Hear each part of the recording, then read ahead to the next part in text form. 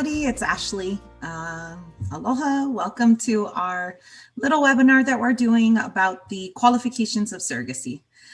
We did a quick Facebook Live and wanted to be able to share in a little bit more detail about the qualifications, kind of how they are, what are the reasons behind them, because they're not just set in place to give somebody a hard time to become a surrogate. They're definitely there to protect you. In surrogacy, it is important to minimize the risk. Many parents have dealt with lots of loss, miscarriages, hard times with IVF. And so it would be heartbreaking going into it, knowing that there could be a severe chance of something going wrong.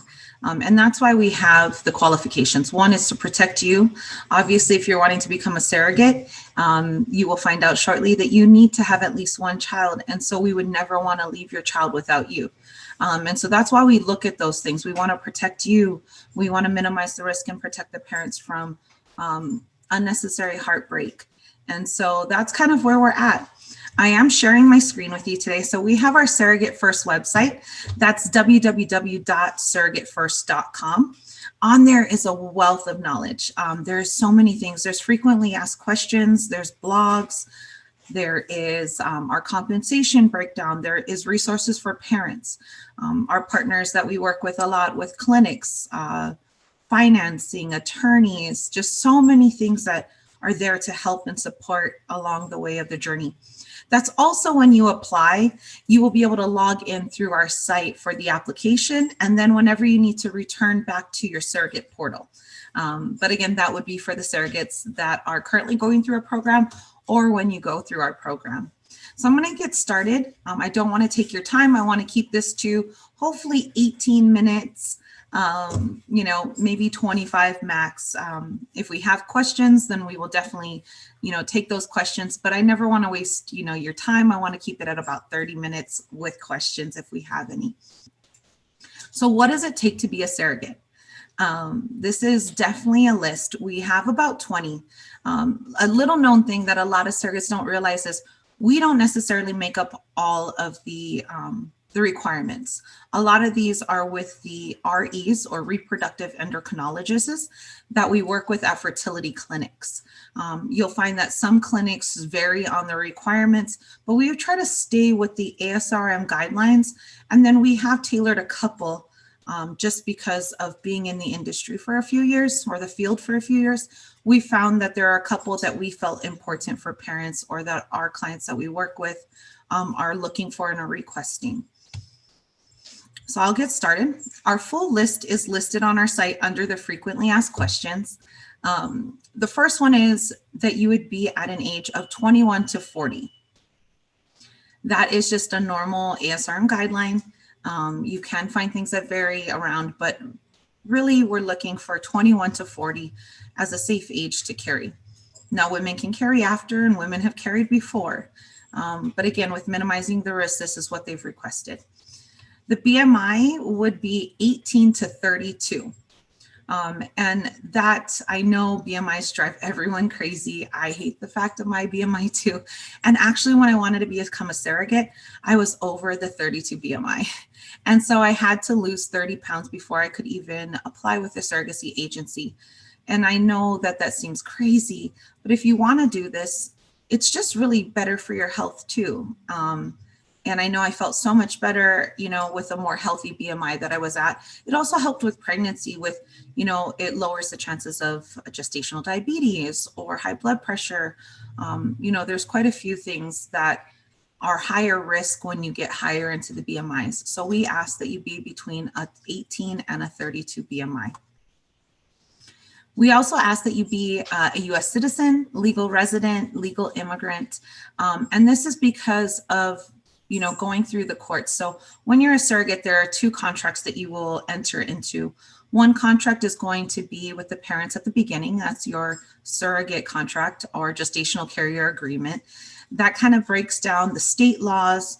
It also will break down your responsibilities, the parents' responsibilities, your compensation, and just as kind of protective, well, not kind of, it protects you and the intended parents. And so it's really important for that. The reason we have the US citizen is because as a surrogate in the US, we require that you be in the US as a US citizen. It would be very unfortunate that if you were carrying a visa or a temporary citizenship, that if that was revoked or you expired during the time of surrogacy, you may have to return to your home country and the parents may not be able to get parentage of their children. And that could be months and years of fighting the court system just to get their own child back. And so to save us from that, that's what we require, is that would help to save the parents. It's also part of the ASR guidelines, and it's good practices. We also require that you live in a stable home in a US surrogate-friendly state. There are a couple states that are not surrogate friendly. There are also a couple states that are post-birth states, and those vary. Surrogates can be from a pre-birth state or a post-birth state. And it's really important to understand the state you come from and the laws. We currently are working on an amazing legal map that will help to kind of go through that process and help you to understand what is your state's laws for surrogacy. Now, when we're talking about these requirements in surrogacy, I just want to point out we are talking about gestational carriers. We are not talking about traditional surrogacy where you would use your own egg.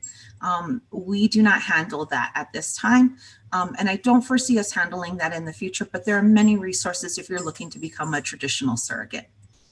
I also want to make sure to explain that you are not on any government support. Now, I know COVID has been hard and times have been crazy. But we are not able to work with a surrogate who's been on financial support. The reason for that is actually a couple. One is it can affect the court contracts. So like I spoke about earlier, the first contract, there's a second contract that gets into place for pre-birth surrogates. So any surrogate that lives in a pre-birth state, we create what is called a PBO.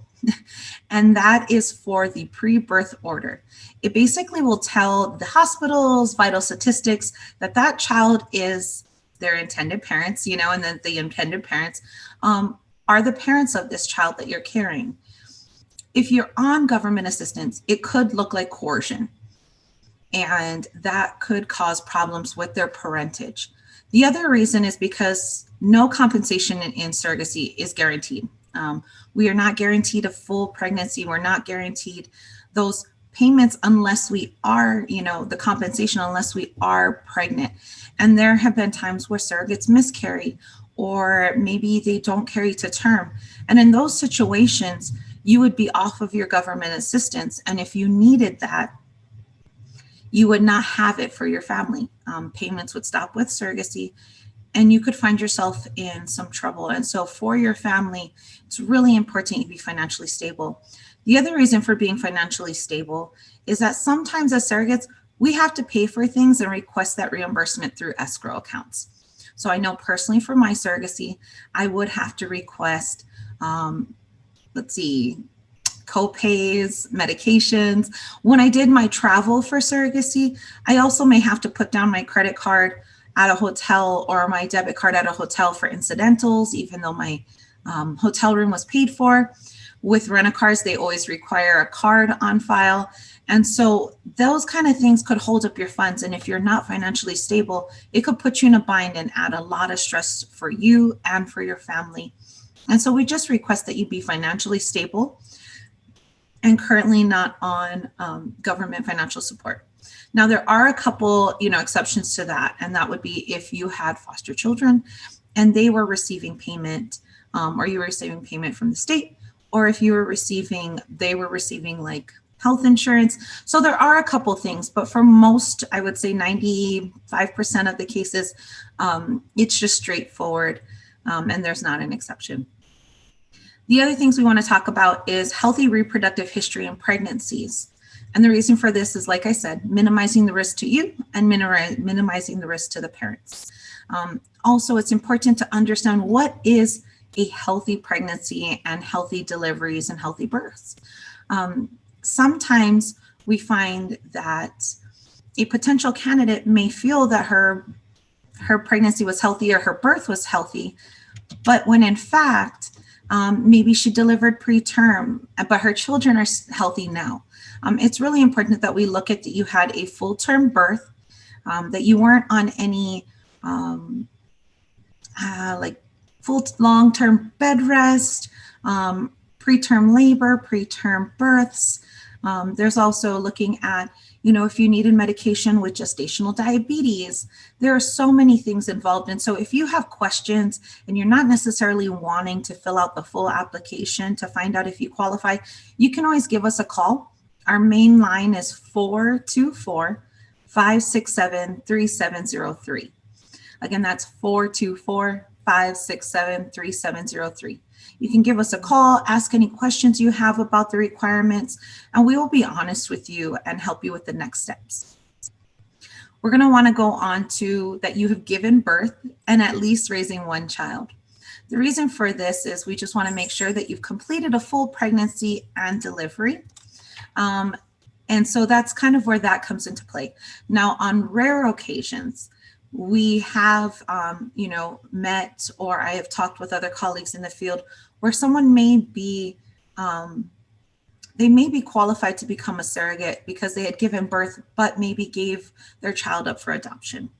We want to really make sure that going into this, that we work with that, we understand that you've processed that you have spoken with a counselor, that you understand going through the hormones again with the child, and then for the intended parents, taking their baby and just making sure that you're in the right place.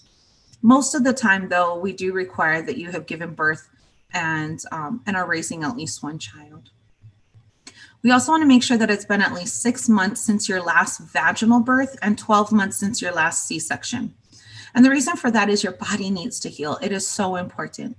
While people can normally get pregnant and have, I think they're called Irish twins, it is not safe for surrogacy. And the reason for that is your body needs to heal. It's been under so much stress and so much pressure and so many hormonal changes that your body does take months to recover and months to heal.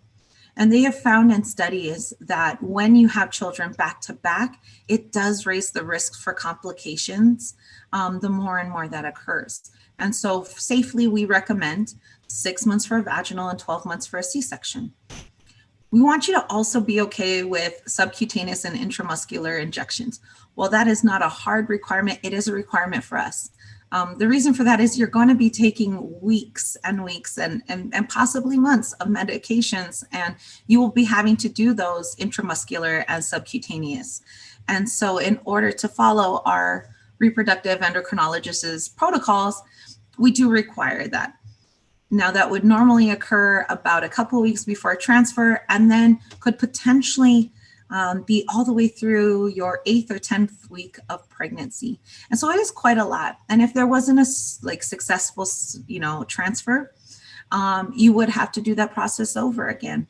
And so we just want to make sure that you understand that you have support. If you need help with that, you have someone who's going to be able to help you, that you're able to do them to yourself. You will get trained on that. You will go through that with medical clearance and the nurses. And while we're not medical staff, we can help to ask questions to help you out. We can also share videos of nurses who perform those so that you can kind of follow those. So we will give you support with that, but it is important that you understand there are a lot of shots in IVF. We also want to make sure that you are a non-smoker in a non-smoking home. We do not want any nicotine or tobacco use, cigarettes in your home.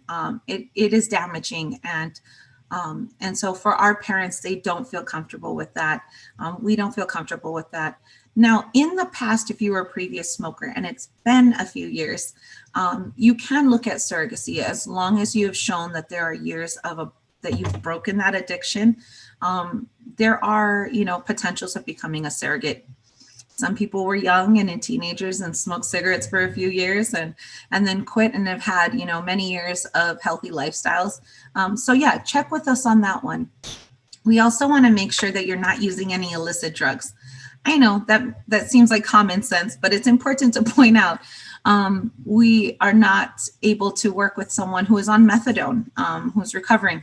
Also marijuana, cocaine, all of those. We want someone who is going to be healthy and safe environment for the child to grow in. No history of criminal activity or felony convictions. That's not counting speeding tickets or things like that. We really are looking to make sure that your environment that you're in is safe and that you would be safe to carry this child. So we're looking for more severe things than the traffic ticket.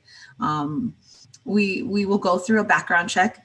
You and anyone who's over 18 years old in your home will complete a background check. And that's just to make sure that you're in a safe environment. And also for the parents and for the clinics and the attorneys, we want to make sure that we are doing our due diligence and taking care of all parties.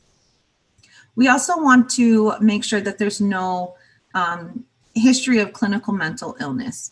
Now, this one is a little misleading. If in the past you've had postpartum depression or you've had situational depression or anxiety and you're currently not on any medications, that is a different story.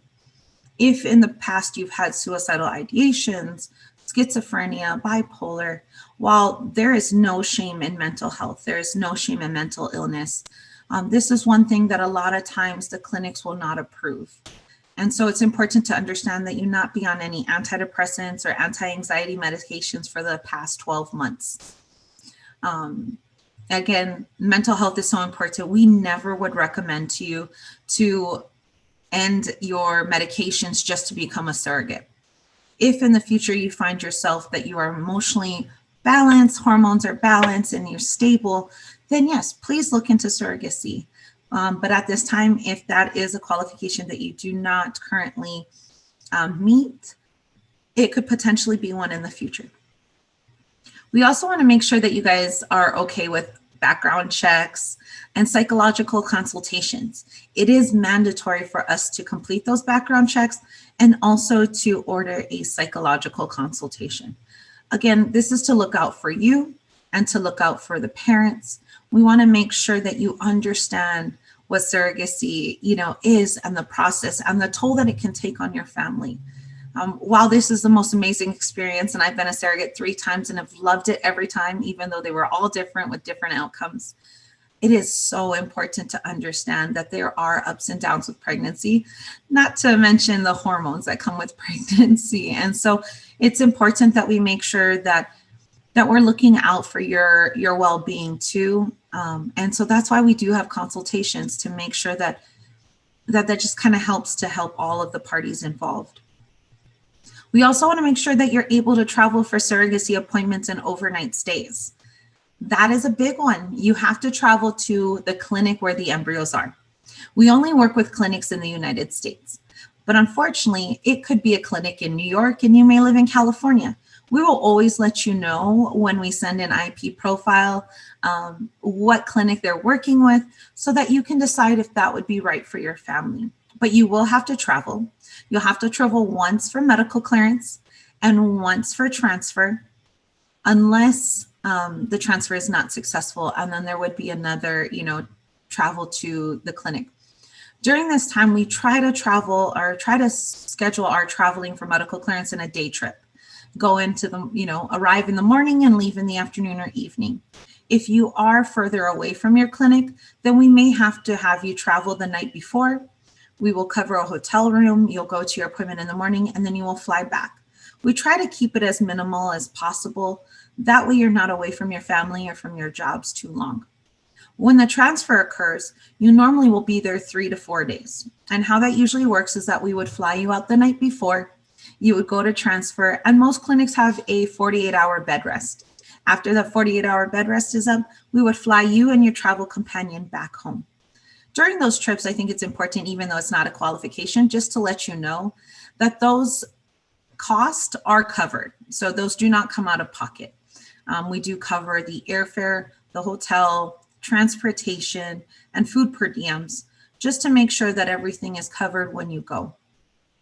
The last thing we want to, explain too is at our agency, we do require a home visit. Now, depending on what COVID is like or any of the crazy things that we've been through in 2020, that may be a virtual tour.